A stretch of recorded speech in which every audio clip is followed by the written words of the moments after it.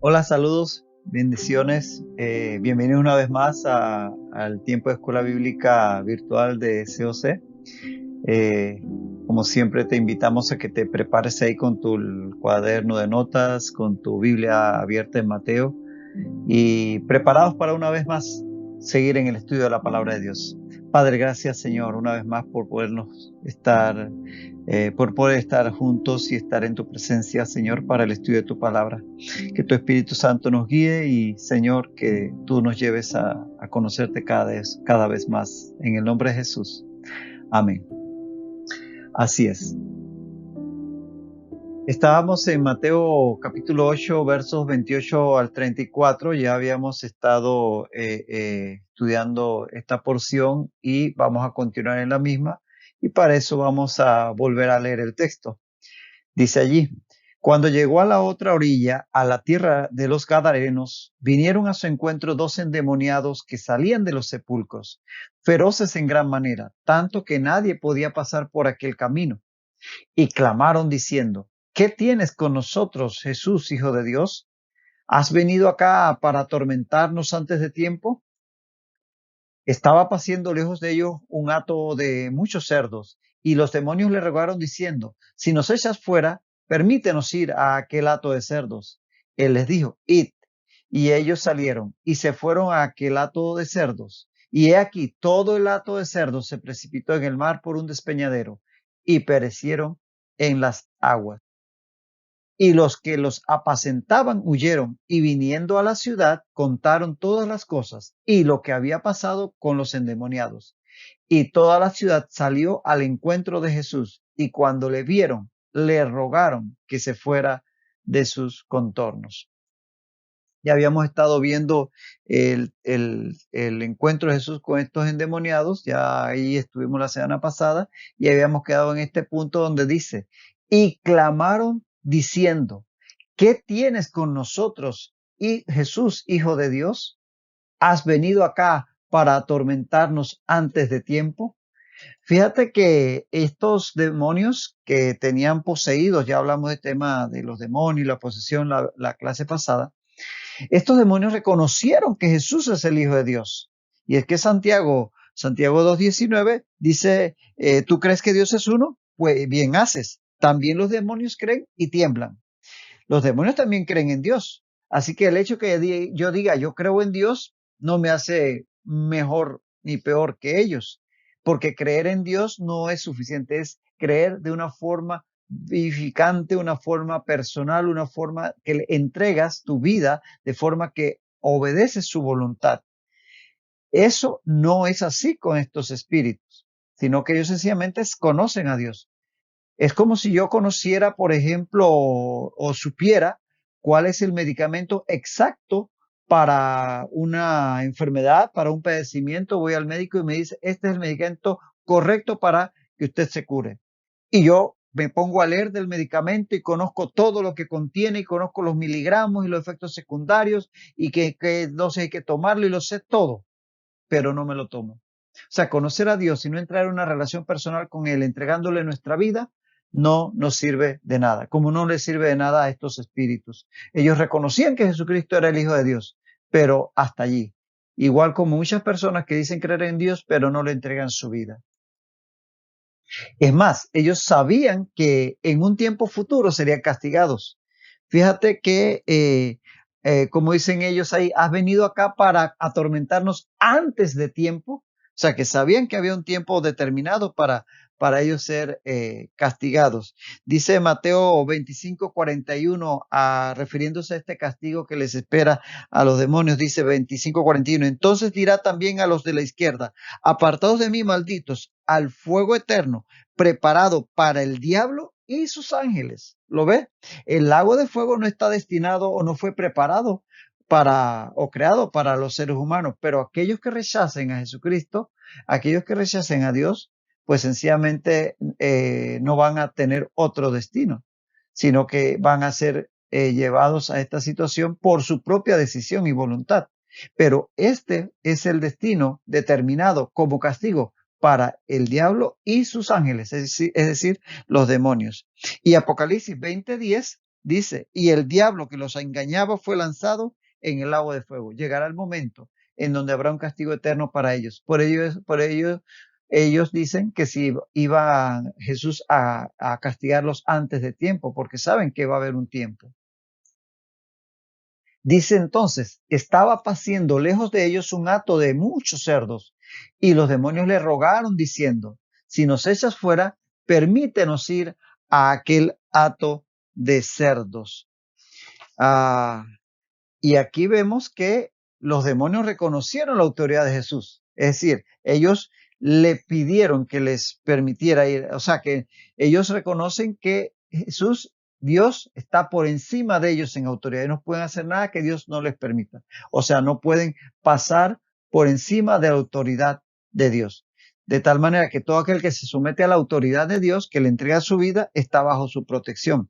El mismo Job experimentó aquello cuando Dios, y el libro de Job es un libro que usted sabe, hay que leerlo y estudiarlo con mucho detenimiento porque tiene grandes enseñanzas, pero una de las cosas que podemos ver ahí así rápidamente y no la saquemos de contexto, hay que verla en su momento y en su lugar, es que fue Dios quien permitió que Satanás tocara a Job. Sin el permiso de Dios no hubiese sido posible. Job 1.12 y Job 2.6, puedes leerlo al respecto. Job 1.12 y Job 2.6, donde Dios le dice a Satanás que le permite llegar hasta cierto punto en cuanto a afectar a Job y su vida, pero no se la podía arrebatar.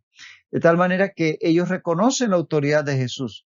Ahora, según Lucas 8:31, los demonios temían ser enviados al abismo y por eso pidieron ser enviados a los cerdos. En Lucas 8:31 ya les mencionaba en la primera parte, cuando vimos la semana pasada la primera parte de este texto, los pasajes paralelos. Uno de ellos está en Lucas 8. En Lucas 8:31 dice, y le rogaban que no los mandase ir al abismo. Es decir, que es producto de ese temor de ser enviados al abismo, donde hay otros ángeles caídos, que ellos ruegan ser enviados a los cerdos.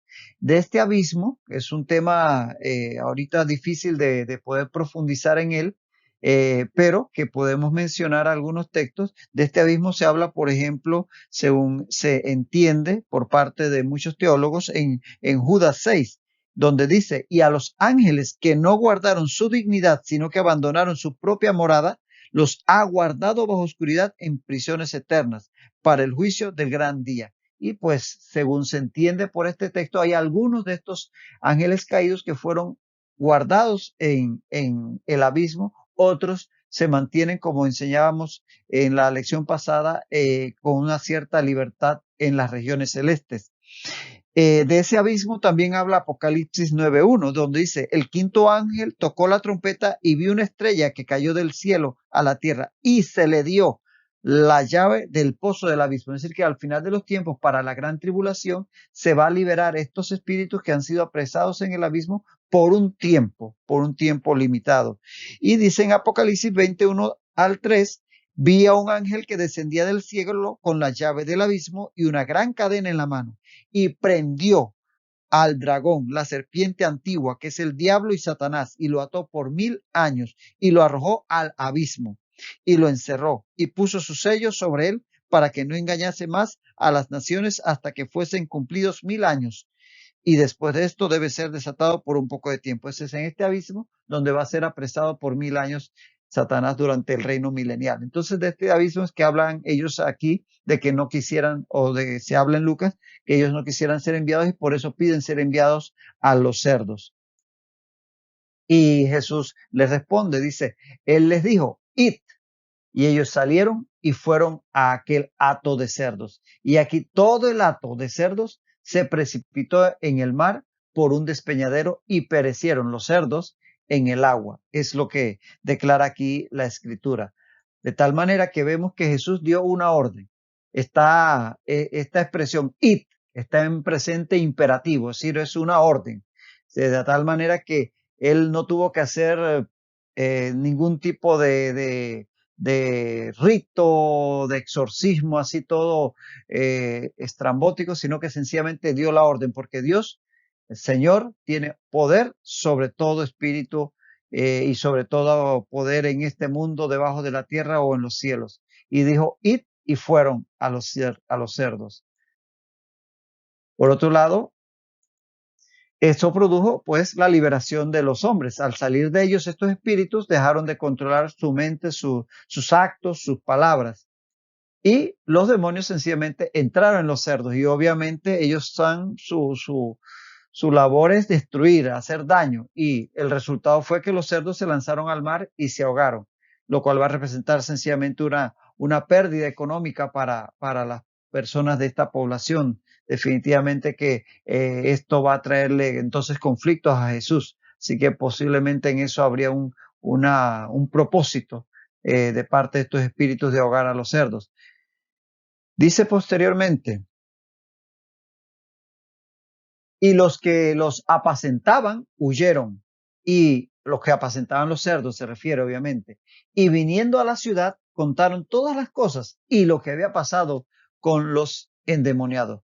Fíjate que los cuidadores de los cerdos fueron a contar todo a la ciudad. A la ciudad pensamos que de Gadara, pero puede haber sido otra población más cercana. El punto es que ellos salieron huyendo de aquella situación tan tremenda que el Señor hizo, de la obra que hizo con estos gadarenos. Pero fíjate que en lugar de acercarse a Jesús, se alejaron y tuvieron temor en lugar de fe. Y esto es interesante porque en muchas ocasiones vemos que las personas cuando ven los milagros que Jesús hace de sanidades, de liberación de demonios, de actos sobre la naturaleza, la gente se maravilla y cree en Él como el Mesías, pero otros no. Otros sencillamente le rechazaban y había, como veremos más adelante, hasta quienes le atribuían aquellos actos milagrosos a obras del demonio. Pero el punto es que estos hombres, estos cuidadores de cerdos, en lugar de acercarse a Jesús, huyen de él. En lugar de creer, de tener fe en él, tienen temor. Y es que cada persona va a reaccionar ante la persona de Jesucristo y sus acciones conforme lo que hay en su corazón. Y así dice el dicho, que el mismo sol que derrite la cera, endurece el barro. El mismo sol que derrite la cera, endurece el barro. La diferencia no es el sol, la diferencia es de qué está hecho el material. Si tienes un corazón dispuesto a recibirle, ese Dios poderoso va a tocar tu vida y va a hacer que seas una nueva persona y te acerques a Él. Pero si tu corazón no está dispuesto a recibirle, sencillamente vas a ser endurecido, vas a rechazarle, vas a poner una posición totalmente contraria a lo que es su amor y su voluntad para contigo. Entonces, en lugar de acercarse a Jesús, ellos se alejaron. Ahora bien, es posible que ellos fueran a la ciudad a contar aquello de la pérdida de los cerdos para que no fueran culpados de dicha pérdida, posiblemente. Pero aún así, igual, pudieron perfectamente haber creído en Jesús y venir hasta Él y reconocerlo como el Mesías. Y fíjate que, según lo que dice la palabra, ellos transmitieron su temor y su rechazo para con Jesús, se lo transmitieron a los pobladores de la ciudad. Y es que así como podemos transmitir fe, también podemos transmitir temor. Así como podemos, hablándole a otras personas de Jesucristo y hablarles de que Él es el Mesías, de que Él es el Hijo de Dios, de que Él vino para morir por nuestros pecados y todo aquello, y generar fe en los demás, o ante una enfermedad, animar al creyente a creer que Dios le puede sanar, o ante una adversidad emocional, económica, material, de lo que sea, poder acercarnos a alguien para transmitirle fe. También podemos transmitirle temor y falta de fe. Si tenemos una actitud de que no, yo no sé, mira, la verdad que la cosa está dura, ese negativismo, esa no, hombre, no creas en cuentos de hadas y todo ese tipo de actitudes que a veces, aún como creyentes, puede ser que estemos cayendo y transmitiendo a los demás. Recuerda eso siempre. Con tus palabras tú puedes transmitir fe o puedes transmitir temor. Veamos qué estamos haciendo a nuestro alrededor con lo que tenemos cerca y seamos transmisores de fe y no de temor. Y dice que toda la ciudad salió al encuentro de Jesús y cuando le vieron, le rogaron que se fuera de sus contornos.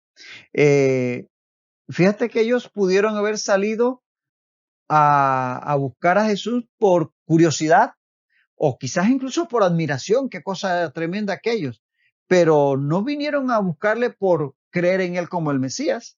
Ellos, porque ante los milagros de Jesús, algunos le buscaban y creían en él como el Mesías, pero otros le rechazaban. Así que aquí vemos que esta gente, pues sencillamente puede estarle buscando sencillamente por la novedad y todo aquello, como muchos que hoy día se acercan a nuestras iglesias. Se acercan por la novedad, porque han oído que ahí hay cosas que pasan, que alguien es sanado, que esto, que el otro, pero no llegan con esa fe genuina buscando ser salvos. Algunos ese es el medio por el cual llegan y Dios los toca. Gloria a Dios por eso. Pero muchos vienen por curiosidad, por la novedad, por ver qué está pasando. Así se acercaba mucha gente a veces a Jesucristo, como pudo pasar con estos pobladores de esta ciudad que en lugar de gozarse por la liberación de los pobres endemoniados, parecen lamentar la pérdida de los cerdos. Se acercan y vienen a Jesús no para, Señor, creo que tú eres el Hijo de Dios. No, sencillamente vienen lamentando lo que habían perdido. Le importaban más los bienes materiales que los seres humanos. Algo parecido a lo que sucede hoy en día cuando vemos que mucha gente se solidariza, y no es que esté mal, pero a veces exageran con este tema de los derechos de los animales y la lucha contra el maltrato animal, y hay que rescatar al hijo de la ballena y al hijo del mapache, y ahí andan en esa lucha y no se preocupan en lo más mínimo por los miles de bebés que son abortados cada día. Entonces, mucha preocupación por las cosas materiales de este mundo, pero poca preocupación por las cosas espirituales. De tal manera que aquí vemos que estas personas actuaron con un orden de prioridades equivocado. Es más, ellos rechazan a Jesús en lugar de hacer como hicieron otros pobladores, por ejemplo en Capernaum, que ante la evidencia de que Jesús era el Hijo de Dios, el que tenía el poder para hacer milagros tan poderosos como haber liberado a estos endemoniados, pudieron haber traído a sus enfermos o llevarle a la ciudad y decirle, Jesús, queremos que te quedes con nosotros y que nos ayudes en esto o aquello, con mi hijo que está en cama, con mi padre y mi madre o mi madre que están enfermos. No, sencillamente le rechazaron. Entonces vemos que la actitud de estas personas fue totalmente contraria a la que debemos tener cuando nos encontramos con el Señor. Lamentablemente, cada persona toma sus propias decisiones. El Señor no nos va a obligar en ningún momento a obedecerle o a aceptarle.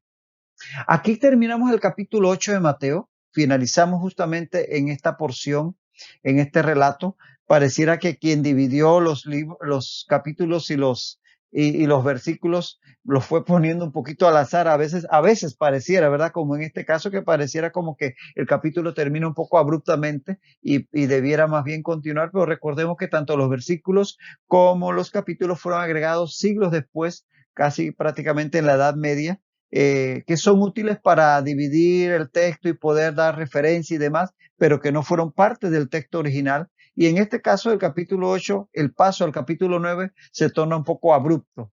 Pero bueno, es sencillamente una división que nos permite seguir un orden, pero sabiendo que el texto es uno solo y que originalmente no habían esas divisiones. Así que bueno, siguiendo el orden, pasemos ahora al capítulo 9. Capítulo 9 del Evangelio de Mateo. Ten ahí preparado que vamos a poner los pies en el umbral de este capítulo 9 el día de hoy. Antes de pasar al texto, decir que en este capítulo 9, así como en el capítulo 8, lo que se van a destacar, en el capítulo 5, 6 y 7 se destaca la enseñanza del Señor, ¿recuerdas? Todo el sermón del monte. En el capítulo 8 lo que se destaca son los milagros. Estos milagros, uno tras otro, los va presentando Mateo en secuencia. Pero en este capítulo 9 lo que va a destacar Mateo son esos episodios en donde comienza a surgir la oposición a Jesús. Va a destacar varios episodios en donde va a surgir esa crítica, esa duda, ese rechazo para con el Señor. Y es que, como ya habíamos dicho anteriormente, Mateo organiza su material en el Evangelio que lleva su nombre de acuerdo a temas. Es más temático que cronológico. De tal manera que vamos a encontrar que hay episodios que evidentemente no están siguiendo el orden cronológico, sino que Mateo los ordena para ser un poco más ilustrativo de diferentes aspectos, diferentes temas. Y en muchos casos sí son totalmente cronológicos las secuencias. Pero en este caso veremos que hay un alejamiento del orden. Si usted quiere tener una mejor idea del orden en que se dieron los eventos que estamos estudiando a lo largo de los evangelios, le aconsejo que siga el orden de Marcos. Para el tema de la secuencia cronológica, aunque podemos tener discrepancias, utilice Marcos como referencia y luego entonces puede poner a Lucas y Mateo en el contexto cronológico, pero todos enseñan la verdad de Dios, sencillamente que lo han arreglado en un poquito diferente. Por ejemplo, aquí en Mateo, como decíamos, lo hace de una forma más cronológica. Y en este capítulo 9 va a tener sobre todo estos textos que se refieren a una oposición que se levanta en contra de Jesús. Por ejemplo, en los versículos 1 al 8 se le acusa a Jesús de blasfemar. En el versículo 10 al 13 se le acusa de convivir con pecadores, los publicanos y todo aquello. En el versículo 14 al 17 se le va a acusar de no ayunar, como ayunaban los discípulos de Juan el Bautista, dicen aquellos fariseos. Y en Mateo 9, del 31 al 34, se le va a acusar incluso de actuar por el poder de Satanás. Todos estos son ejemplos que vamos a ver en este capítulo nuevo de la oposición que se está comenzando a levantar en contra de Jesús y su ministerio. Y dice entonces, para empezar, aquí en el capítulo 9, los primeros 8 versículos. Entonces, entrando Jesús en la barca, pasó al otro lado y vino a su ciudad. Y sucedió que le trajeron un paralítico tendido sobre una cama. Y al ver Jesús la fe de ellos, dijo al paralítico: ten ánimo, hijo, tus pecados te son perdonados. Entonces algunos de los escribas decían dentro de sí: este blasfema. Y conociendo Jesús los pensamientos de ellos, dijo: ¿por qué pensáis mal en vuestros corazones? ¿Por qué? ¿Qué es más fácil decir: los pecados te son perdonados, o decir: levántate y anda? Pues para que sepáis que el Hijo del Hombre tiene potestad en la tierra para perdonar pecados, dice entonces al paralítico: levántate, toma tu cama y vete a tu casa. Entonces él se levantó y se fue a su casa, y la gente al verlo se maravilló y glorificó a Dios, que había dado tal potestad a los hombres. Los pasajes paralelos para este texto, para que lo anotes y como siempre te digo, estudialos a la par cuando vayas a hacer ya tu estudio con más calma. Los pasajes paralelos para este texto de Mateo 9, 1 al 8 son Marcos, capítulo 2, 1 al 12. Marcos 2, 1 al 12. Y Lucas 5, 17 al 26. Lucas 5, 17 al 26. Anótalos para que los repases posteriormente. Y dice: entonces entrando Jesús en la barca, pasó al otro lado y vino a su ciudad. Definitivamente, como decíamos al finalizar el capítulo 8, aquí esta división que fue agregada, como decíamos, siglos después de haber sido escrita la palabra de Dios, con fines didácticos, con fines de ser más práctico su estudio y su enseñanza y su memorización. Esta división en algunos puntos no es tan afortunada como en este caso, porque dejan prácticamente interrumpen la narración del evento allá en Gadara y parte esa porción final, el capítulo 8 y el capítulo 9, porque dice esto que era parte de lo anterior, que él entrando en la barca, es decir, ahí en la orilla del mar de Galilea, del lado de Gadara, pasó al otro lado, sí, regresó al otro lado a su ciudad.